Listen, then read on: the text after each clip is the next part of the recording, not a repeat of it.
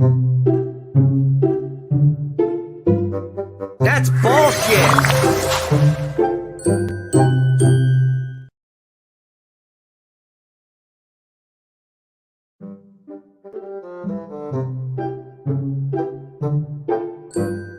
That's bullshit!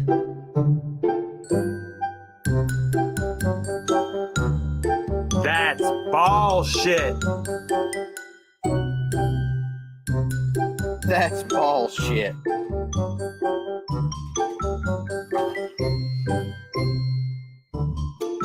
Well, hello, everyone. Welcome.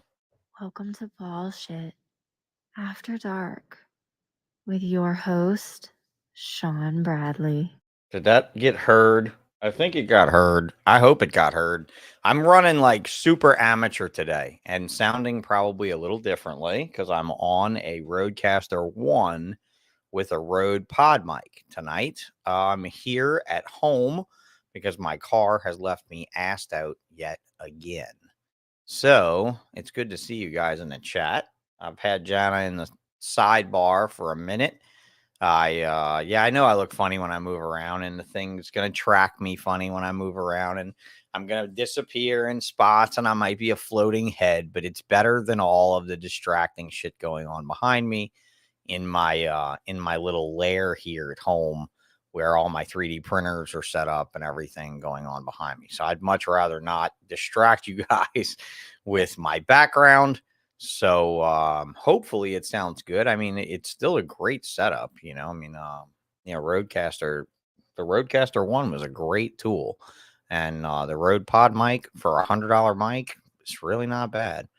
Quite a few podcasters use it very well. So thank you guys for joining up and waiting in the chat. I'm going to go through the chat, but I kind of screwed you guys tonight by having this listed to come on at 7 o'clock. So if you're with us right now, please smash the like, smash the subscribe button, hit the notification bell, and I'll never be wrong again. No, I'll be wrong again, right? I mean, that's bound to happen. I'm not going to say I'll never be wrong again, but I'll try hard not to make the same mistake again when I schedule the podcast. This was a little special tonight because Jana's out on the West Coast and she's got a family and stuff. So it's only about 6 p.m. coming up on time for them. So being it's 9 o'clock on the East Coast, 6 p.m. on the West, these times have to be flexible sometimes, guys. Like I've already done a off-topic Tuesday on a Monday, and I've done Friday shows on a Friday that happened to be on a Saturday where they were.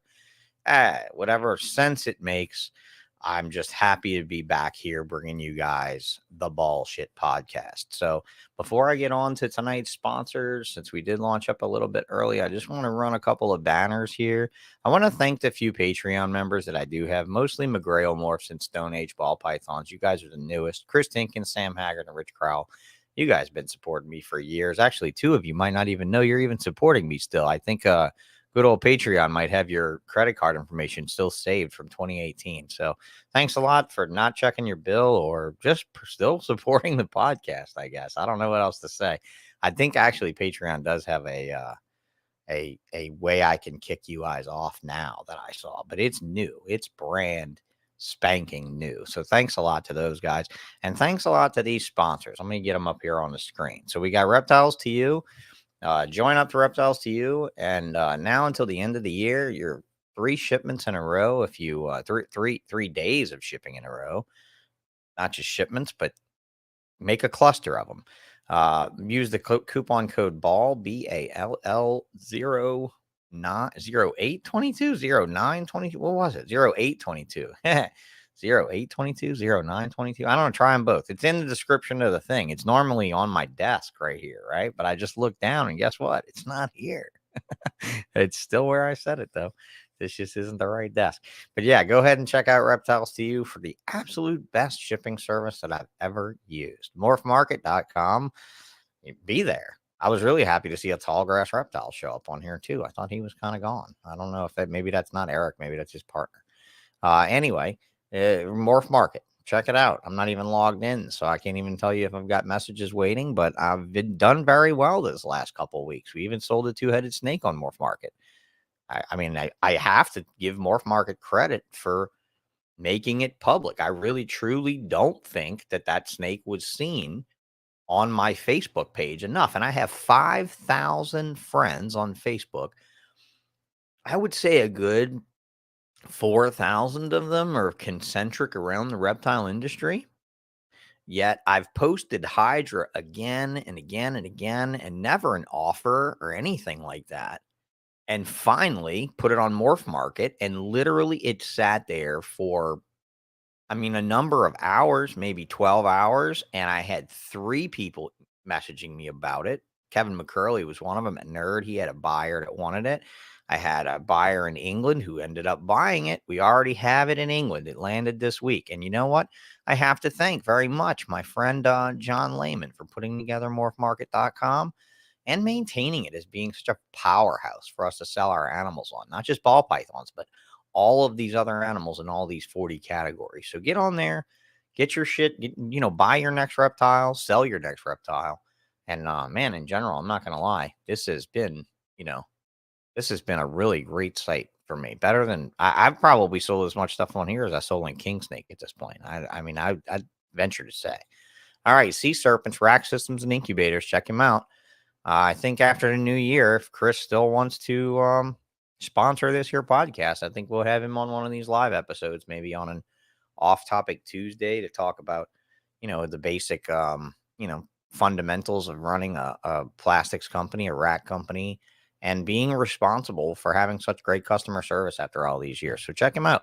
Chris at Sea Serpents. Exotics by Nature. That's me. Give me a look. Give me a like. I keep plugging it every episode now. Never used to.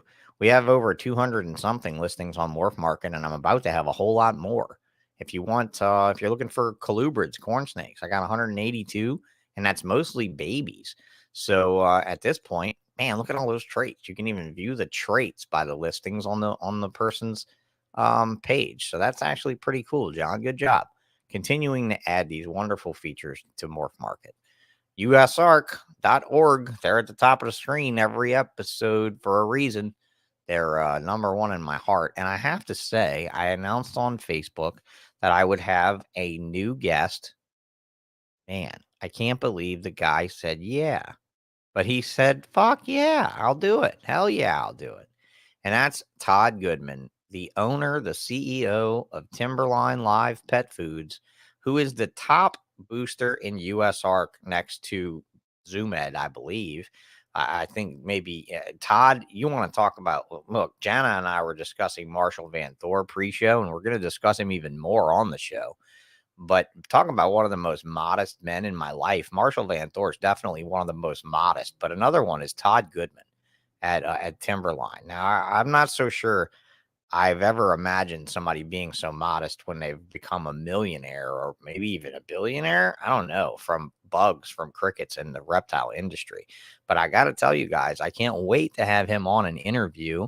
Go check him out. He did a 15-minute spot with Brian Cusco on Brian's channel, and 15 minutes of Todd Goodman and Cusco was very enlightening. And it posed a lot of questions that I want to ask my buddy Todd about. And I got to tell you, man, I've never seen anybody boost USARK like I've seen Todd Goodman. So usark.org, go Todd, go. He's appreciative of everything that all of us do to help USARK. So on to Bravo Zulu. Thanks a lot for being a producing partner of the show, along with Ectothermic Dungeon and Infinite Possible Pythons and Mad River Exotics, John Woodruff, Reptile Collective. I've had you guys rolling at the bottom of the screen for a few minutes here. Savage Constrictors, the Savages. I think I'll have the Savages on to a. I'm going to invite Becca over here on a Tuesday to the show to do an off-topic sponsor spotlight, kind of like featuring her rodent diet and some of the advancements she's made in the rodent nutrition research area, as well as some other things that she's been working on. So Shane Kelly at Small Town, we just did an interview with him. He's also the sponsor of the podcast that Jana and Jessica host over at the Holdback Rack. And finally, Joshua Strange Creations. Thank you so much. Catch Josh's newest production on the Where Are They Now thing with Chris here. He did a good job. Josh will be on my show pretty soon, and we're really going to open that up. We're going to open up that can of worms. And finally, here we got Jana. I feel bad for not pulling up this. So I'm going to pull it up right now. We're going to pull up the Holdback Rack Podcast as well and give these girls some credit where credit is certainly due. This is where we're at. This is what they did today. They hosted Marshall Van Thor and NoCo Reptiles. Love Marshall. Marshall did a spot with me here on the Ballsh podcast a few months back, or a couple months ago. Now time flies by when you're doing 2 shows a fucking week.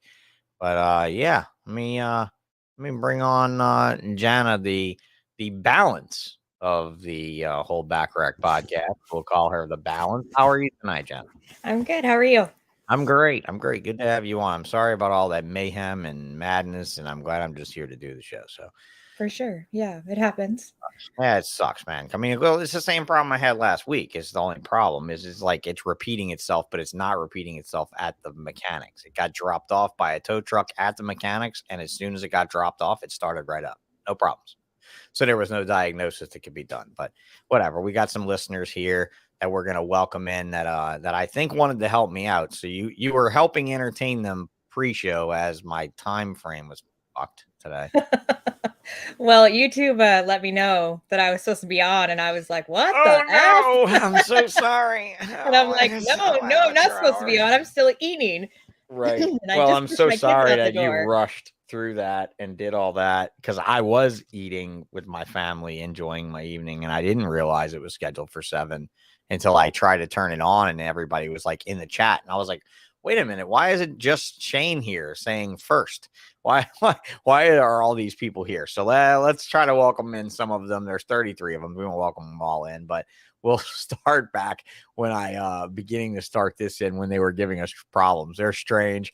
Will, there he says, Jana putting on makeup, or Sean and his new girl playing face rides. Jesus fucking Christ, guys. Come on. Give me a break. You know what's great about this podcast is, hold on a second. How often have I been late? How many times have I abruptly canceled? I haven't really done it, right? I mean, Jana, you've been I don't know if you've been watching. I know Jessica's I have been watching, but, yeah. I haven't done that, okay? As tempted as I have been at times, I have been as good as I could be, right? And today was just a straight up issue with a vehicle holding me back. So these fucking people got to give me a break. Creative Corolofus actually they were posted more on me than you. Like I have any control over it. Right. Yeah, because you were there and I was not. That's the thing, and that's the scary part. So next time I'll just keep my head down and say nothing. Then say nothing. Just let them hate on the guy that's producing the podcast. Infinite, thank you for being there. You guys were all there at 7:06. I'm really sorry, right? 4S's was here. You guys are gone, right? You've all banned me. My likes dropped, Jana. My subscriptions dropped. I have thumbs down on your episode already. If you lose the competition now, you're gonna blame me and my tardiness. It's fine. It's all your fault, sure. It's fine. It was all a setup, wasn't it? It was all a setup to be a scapegoat for Jana. So she was like, I'm pretty sure it's not till 6 p.m., guys. And I was like, but they're all looking at the art in their face, and it says in their face that that's the time, but YouTube says otherwise. So let's listen to YouTube over listen to the host of the show. I don't know. Yeah, they're all on an hour early. It's fine. BNS was here. Now look at all the support you had early. Look, that I ran off for you. I hope they all went off and voted for you. Quirky, thank you very much. That's it. It is what it is, man. How could I save face from this, really? I had to come on and say, hey, where am I? Finally, like, sorry, guys, I fucked up. I'm looking. I'm searching. BNS Reptilia, Chris, Powerhouse Pythons. Jana's in here just keeping them company, right? Constrictor Connection. Thank you very much. Geez, fuck. What a fucking mess. Here it is. This is it, too. This is where you guys were really giving me shit, and I was not here to defend myself, and I'm like fucking upset about it. And if you're listening to the audio version, sometimes you just got to take that and say, yeah, I was. I was. Well, right. No, it's really not it, man. If I was with her, she's pissed that I couldn't see her today because I told her I would see her today. and I Oh. hadn't had the car thing, right? So then it's like that, but it is what it is. I'm not that worried about it. I mean, it's that's what's lovely about being 43. Not really being 43, being a paraplegic and not having that allegiance, right? Not having that allegiance, not to get too filthy, but not having that allegiance is beautiful. It's very bad for women in my life in that role sometimes when I'm able to say, "Oh, it's okay. I don't need that. No, it's fine. I've learned to live without for 10 years, so but you're good." Here's Marshall finally getting my attention when he said this. I was like, what the fuck are they talking about? And I was like, okay, sorry guys. No, the yard all said 8, accidentally scheduled for 7. So sorry, guys, been dealing with no car tonight. Then I started my car wah, right? In which somebody would call me a whiner for saying so, but it was really a likewise, a worthwhile excuse. So Well, let's Marshall, rapidly. she's like 11, so I don't know if she drives. How old is your girlfriend? Oh, my girlfriend's 25. So 25. yeah, Oh, so yeah, she but might be able to drive. no, it's actually a situation that I'm not going to get into about the driving and her. But yeah, that's really what it is. It's really a problem there, but I'm not going to get into it. That's what Marshall said. Does she drive? You know, I was like, yeah, she drives, but she drives into shit, dude. She's unfortunately, she suffers from a medical condition that currently is not allowing her to drive. So that's a sufferable problem, but that's okay. It is what it is. Absence either makes the heart grow fonder or something. It's certainly not upsetting me. Holdback Rack said I thought it was 8 all along, so I showed up a few early. Thank you very much, Jessica. So Well, Jessica's never wrong, so listen to Jessica. yeah, I've learned to listen to Jessica. Let's talk about that. So let's talk about that for a minute. Everybody else that's been here, I love you. Thank you for being here. Raven, thank you very much for coming. You know, I'm sorry guys that I was late and everything was whatever. Lou says get your shit together, Jana, and I honestly don't understand why they're blaming you. But no, he's just fucking with you. So hello Sorry, everyone. guys, I needed to get ready because I just look like I've spent an hour in the bathroom. Well, whatever that's up to you. Limey's here. Hey Limey, nice to see you. Limey hadn't been around for a minute. He said always late. Yeah, I'm always late. Didn't notice the thing. Well, I appreciate it. But the thing is, like, my crypto dudes can be late and they'll like have you waiting for 20 minutes and then they'll just hit like another 25-minute wait. And they'll do that, and it pisses people off, and they lost a lot of audience from it and stuff. And it's not something I ever want to do, you know. But it's not something I intend to do either. So tonight it was just a simple mistake, motherfucker. So just leave me alone. Nah, he just wanted to see how many of you stick around for an hour. Yep. That's exactly along the lines of what I'm talking about. I don't like to blow out medical stuff in the world. Will said my wife's 38 and can't drive because she used to have seizures back 15 years ago. Isn't that sad, though, that 15 years she's gone seizure free and she still can't operate a vehicle because of her past history? That's kind of where my girl's having a struggle, you know, similar spot, you know. Very unfortunate, all of our health woes. But you look healthy tonight. Like, you look good. You look like you're enjoying life these days, and you're enjoying your podcast with your cohort. Mm-hmm. How long has that been going on? A little over a year. We haven't killed each other yet, so. Yeah, well, but she moved away from you, so well, you know that's something, right? I mean, she didn't do it intentionally, but here you go. Holdback Rack Podcast, guys. Go check it out. Instagram.com/holdback_rack podcast, and go give them a like on YouTube and everything.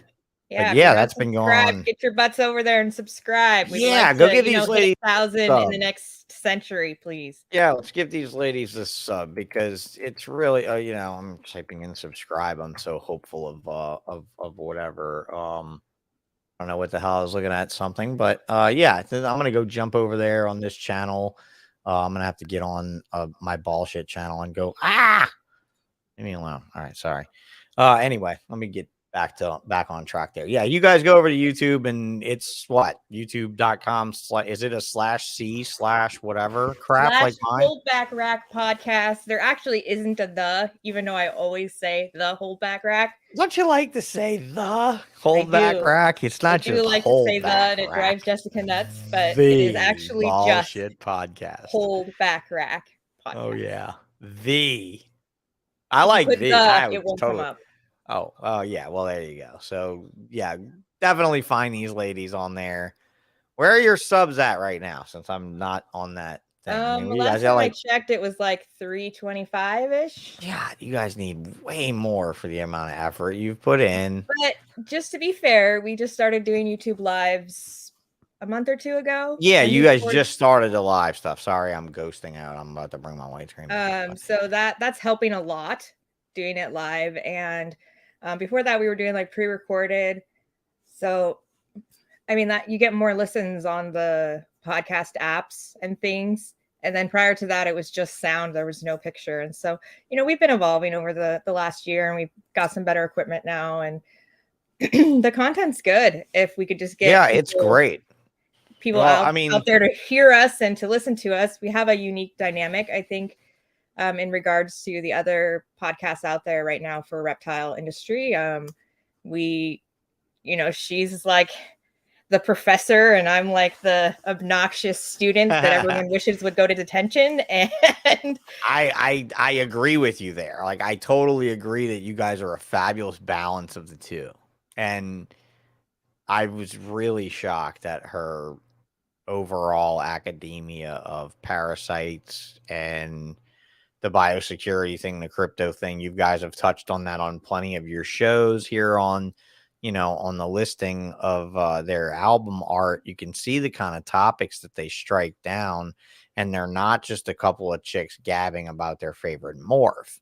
This is real serious listening stuff for you guys to seriously soak up, amongst some pretty great interviews too, like Marshall. Yeah, So Marshall was on today. He knocked it out of the park. He's got a wealth of information, completely untapped. You're the only other person that's interviewed him. One of the nicest, most humble guys there is, has no idea the value of his experience and how we're all just like dying to pick his brain. But just a really unique. Yeah, he's always been that I don't know if I have anything to say guy. And the crazy thing is the same shit he said is the same shit that the Tracy Barkers say, and all of them say that same thing. And I'm not trying to make you an old timer there, Marshall, but I'm going to tell you right now that you got value to add. You've got a lot of value to add. So, I mean, I hope that podcasters don't beat the dead horse that they've tended to do here lately, and even I've found myself guilty of getting a guest after you've had them or after they've been on an MJ show or a Fat Man show. But honestly, I have my little flow of things I've been running through, and I just been kind of bouncing off the wall, so to speak, of what I can do here. That's why somebody we have, like Todd, very different styles. So even if you go and watch your extreme. Marshall interview compared to our Marshall interview, completely it's very different because Yeah. you have a history with him and a friendship with him, and so Right. there's a lot of things. Oh yeah, we're just boys at this point. We're just buddies. There's just things that you don't think to ask because you have the same sort Yeah. of history that he has. The funny thing is the industry. very few strip club stories I do have do involve him half the time, because I think that I've only been to a strip club maybe 4 times at reptile events with reptile people, but I'm pretty sure Marshall was there at least 2 or 3 of those times. 4. We did get into that a little bit in the after show. That's good. That's interesting, because that night was something that was crazy, because it was me and him hosting Lindy from Freedom Breeder and Lindy's guys. So that was really the wild part. I don't know if he remembers all the wild shit. I try not to bring up too much of it because of Lindy, because it wasn't really Lindy so much as it was his friend. He had this friend with him, this like really fat, happy guy who was very happily married, and he got very drunk, and all he kept doing all night was telling the strippers, this one stripper who looked like an Ethiopian, and I'm not being racist, but she was dark skinned. She was very, very thin. She was very small. She was like 4 feet small, and he kept biting his knuckle and telling her how gorgeous she was. And he was so fucking drunk that Tom Stokes, I don't know if you know Tom Stokes. He runs with Brock Wagner and all them guys, right? Dennis McNamara and all them. Tom Stokes and I had to bring the dude to the bathroom by like putting his hands on Tom's shoulders and my hands on his shoulders till we could duck walk him to the urinal, because Lindy left. Lindy disappeared. And that's where I came up with the joke that there's 2 things that turn up in a strip club at a reptile show when the lights come up in the morning: the roaches and Lindy Johnson, because we lost him until the lights came on. Like they literally had to shut the club down and the lights come up and Lindy comes out with this girl in his arms, like literally comes out of the fucking shadows with a girl. And I'm like, where have you fucking been, bro? And Lindy's like, oh, I've been upstairs with her. She's fucking great. You know, you'd have to know Lindy to know really how he is. She's wonderful. I've invited her back to the a lot hotel. more than Marshall shared. He And was I'm like, very what the discreet. fuck? All right. So well, Lindy was very, well, whatever. But Lindy's fat friend, this is what was so funny. Lindy's fat friend didn't have any money, but he got a lap dance from the girl. And the girl came back and got me in the wheelchair because she knew he was with the guy in the wheelchair. And she said, dude, your friend doesn't have any money. And I'm like, it's okay. We got him. What does he owe you? You know, oh, he owes me 60 for a song. You know, I'm like, all right, here you go. You know, it was all fair and good because I'm really not a strip club guy. I was just there because Lindy wanted to go. And I'm like, fucking right. I get to go to a strip club with Freedom Breeder. Who's turning that down? Like, I don't know very many Christian reptile guys that are turning that down. You know, so I mean, I'm definitely not, you know, that's just me. But yeah, so the friend gets so fucking trashed. We brought him back to the place when Marshall was driving us home. Took a turn and the dude fell over out of a seat in my truck into another guy. It was a mess. We got him back into the hotel. And the next day, this is crazy shit. He emptied his pockets on the table when he crashed in the bed and we left him.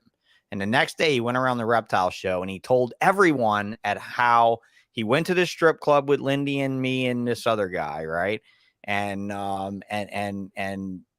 what ended up happening was it's insane. The guy tells everyone with a straight face that the stripper came back to the hotel. He must have dreamed it.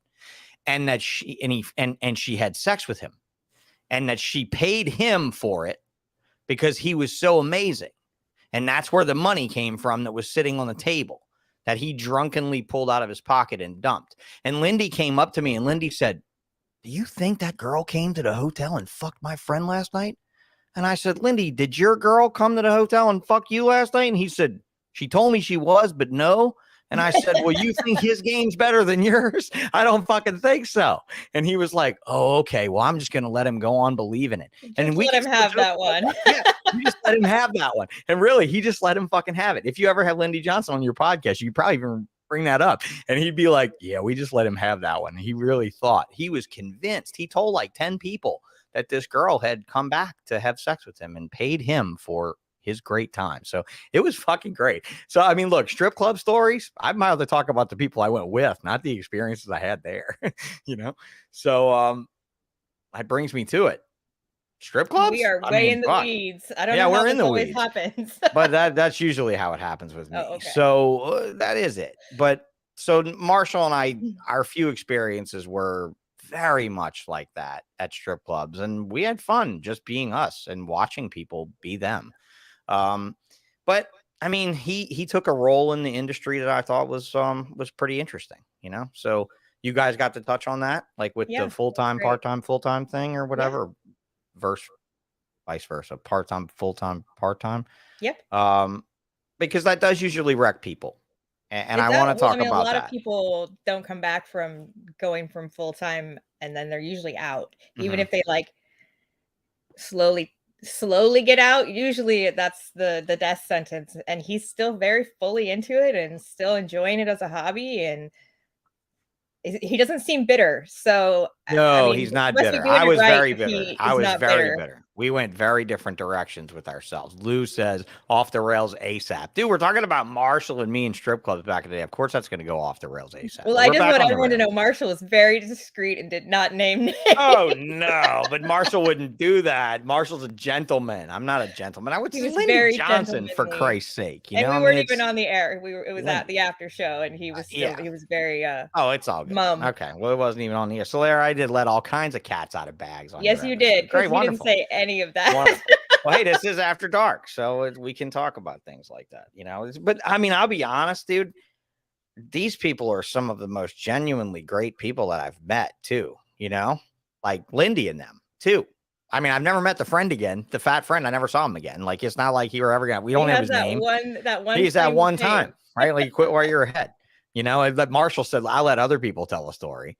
You know, yeah, Lindy is Jesse's dad from Freedom Breeder. Yeah, exactly. Lindy is Jesse's dad. Yep. Well, I just saw that one. Yep. Well, Lindy is Jesse's dad, and like we were walking out of a show once, and he said, "Oh, shut up, Wheels! I'll flip you over," or something like that. And I was like, "What do you mean?" And I was like, "Don't get angry because I don't have a kid on every continent like you." Because we've discussed that too, where I'm just like, dude, you got a kid on every continent, bro. You want to talk about the Johnson family empire? They want to make freedom breeders in fucking Iran. They probably got somebody there in the bloodline, like Lindy's a player, but that's the old school of reptiles though. These people hit me up, Jan, and they said, you should have Louis Porras on the show. This is an old reptile guy. And the guy I know that connect me with Louis Porras connects to a story where they're tossing a stripper out of a window. I don't really need that on my podcast, right? I mean, it's fun and all, but it's a bunch of old guys. That the dream they were selling was the sports car and the half-naked women draped across the top? I think so. Yeah. And it was the cocaine cowboy crowd too, because a lot of them. Bring me to this. How long have you been in this reptile game as a whole hobby in general? Like a hot minute. That's it. I know, but tell me for real. Like, let's pretend nobody's watching anything else you've done. So this will be my third season. So ultimately 2019, 2020. Were you really a COVID? 2020. Okay, so you were like onset of COVID boredom into it, or just so happenstance you discovered it about the time? So I'm like what we like to call on our podcast a COVID baby, or like a Chris Hardwick COVID baby. I'm fascinated. I was looking into it. My kid is a big snake discovery fan.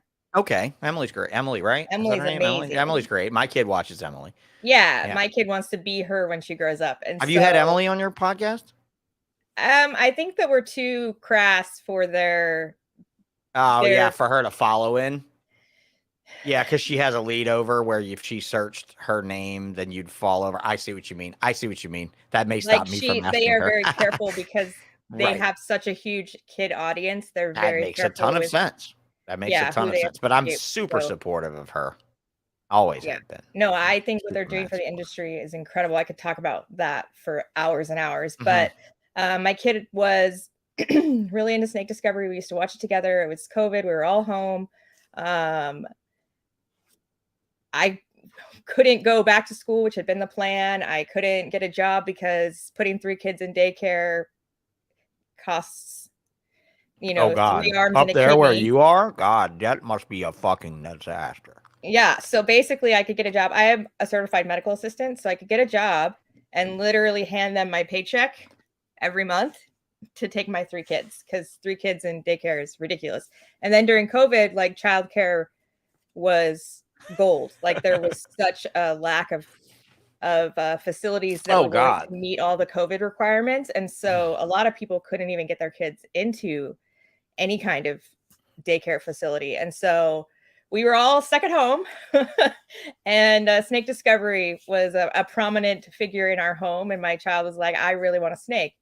And I was like, okay. Yeah. And so I made her do like a research project and figure out which kind of snake she wanted and how to take care of it. And she had to give me like a little report. And Emily does a lot of, ball python or corn snake as a good first snake. And also like Clint. We watch a lot of Clint at our house. He also has a bunch of like the perfect first 5 snakes or something. And so, we did a lot of researching and we got her first snake. And while we were researching, of course, I come across the Chris Hardwick channel and his, make $2,000 a month. And I was like, I could do that. Yeah. So by the time we like got really, really actually, I think we bought her snake. And then by the time it even arrived, we had like 10 already or something crazy. Mm-hmm. Well, I mean, and to that point, do you have a dedicated space for them? Yeah, we just put in a outdoor metal shop. Okay. That's recent though. Yeah, I just moved out there in the last like 3 months. Okay.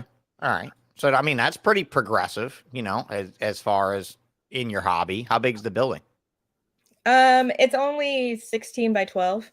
But I was in like an office in my house. Only 16 by 12. I remember when Tim Bailey built his first building and it was only like 8x12 or 10x12. It feels Right, huge only compared to what I had. I had like sure.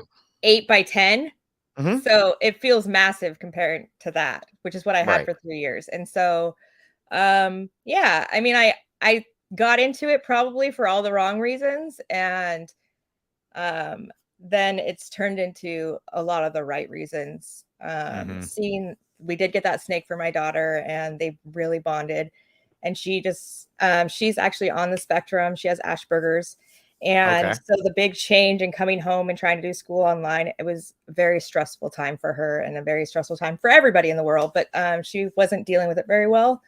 And Yeah, I'm her sure that's an snake, incredibly hard thing for a parent to do, to try to manage that. I yeah, had well, it's I an had somewhat incredibly, of a difficult time managing mine, much less, that I couldn't imagine trying to soften the blow for someone that has had to grow and to adapt to that system and stuff. So I'm absolutely, glad yeah. that animals were the therapy that you found that worked for you guys. Like, I think Animals were that's the wonderful. therapy. I mean, we've done a Yeah. lot since she was probably 5. She's 10 now, Yeah. but since she was 5, she's had a lot of therapy. So she has a pretty good tool belt at her disposal. But this was just a whole new set of circumstances that no one could have predicted. And Mhm. so she was just really struggling. And we figured out that her ball python was the thing that could just calm her right down. And so there's even a picture of her in the yearbook that year of doing her homework with her ball python sitting on her math book. And just when she couldn't get herself right, she would just go get her snake, and then she'd be fine. And it was just amazing to watch the effect that he had on her. That's And so incredible. that's really where like a lot of my passion came from. Because at first it Mhm. was just like, I just got to do something because I'm going crazy and I'm bored and I'm at home and I like reptiles, but I was never like a reptile geek or like, a lot of these people are Yeah, like, it oh, wasn't I something that went out of your way, attracted you to buy with money that you worked for and slave over and deal with when you went out of town. It just wasn't your kind of thing, right? I mean, right. It just it wasn't something just I had been very exposed to. It's mhm, in the area that I am in Washington, Seattle, it's a very a newer hobby. It's mhm. not That's why like our shows are doing Don't much you better wish than they. that's the type of interaction with reptiles that legislators could see? I do. And I Not this, not that, not you, not Jessica, not Fat Man, not MJ, not me, not Barchak, not any of that. Just your daughter and an animal. Yeah, I just really think Makes she me actually has her think own that it little would all YouTube. go away, that there would be no legislation, that there would be no problems, And that she it would actually has all her own just little YouTube resolve. channel that we were doing at the Right. time, but we haven't kept it up. But because as soon as she quit enjoying it, we quit doing it. But Right. yeah, so I mean, I do a lot of shows, and I'm the kind of person that I'm on the outside of my booth, and I have an animal that's specifically See, I designated like as a that. show You can animal. always tell the animal. I mean, I did it when I was not in a wheelchair. I worked the front of my booth, not the back. Before I was in a wheelchair, I did the same thing. And I think you really can see the animal people at a show that do that. So, guys, if you're watching this and you're liking what you're seeing so far, hit the like and the subscribe button, because I'm going to drop this wisdom on you right now. After doing reptile shows all over the country, after doing reptile shows from 2000, before 2000, we did the first show in like 97, I think, is when we did our show as a first vendor. And then as a business from 2000 till now, I promise you, get your ass on the other side of your table and feel the difference working your table from the front side versus the back side. There's Just nothing saying. like it. I mean, Yeah, like it's a different feeling.